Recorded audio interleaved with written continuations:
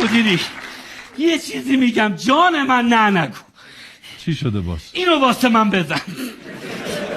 ضد حساسیت، خارش داره بیچاره هم میکنه. من بلد نیستم. کاری نداره که اینو میمالی اینو میزنی. دوستان بی زحمت یه لحظه بالا رو نگاه کنید ما راحت باشیم. آره. چرا نمیری درمونگاه؟ کدوم درمونگاه تو این تعطیلی بازه؟ همه جا بستن. با 1000 بدبختی گشتم یه درمونگاه پیدا کردم سرا افسریه. خب اونم همه تحقیقاتیاش رفتن سفر اروپا. کل درمونگاه فقط یه جراح مغز نشسته بود. آره. خب میدادی همون بزنه. دادم، گفت این کار در شأن من نیست، من فقط تو کار مغزم.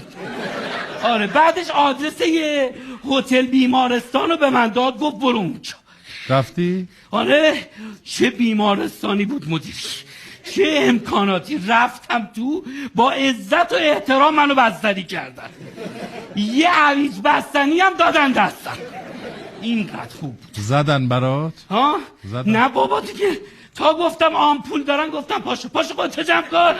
گفتن آمپول 5000 تومن هم نمیشه. پول همون هویج بستنی رو ازم گرفتن. آره. بعدش واسه 27 دیما به من وقت دادم. گفتم بابا این سوزن، این آمپول ضد حساسیته، من خارش دارم. گفتن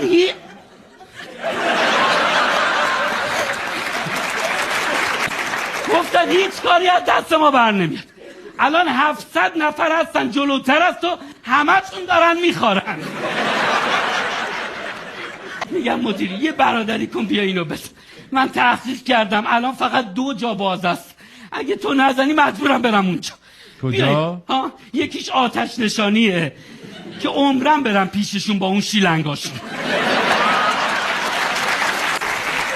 یکی هم پلیس راهوره که اونا هم تا خلافیمو صفر نکنن نمیزن. آره. مدیری میزنی؟ چشاد الان یه جوریه که احساس میکنم میخوای بزنی. بفرمایید. دست دن پس میزنی ها؟ بفرمایید. از اولش هم باید میومدم سراغ خودت، همین رو تخت پشت دراز بکشم دیگه. بفرمایید. از الان شل کنم یا وقتی اومدی شل کنم؟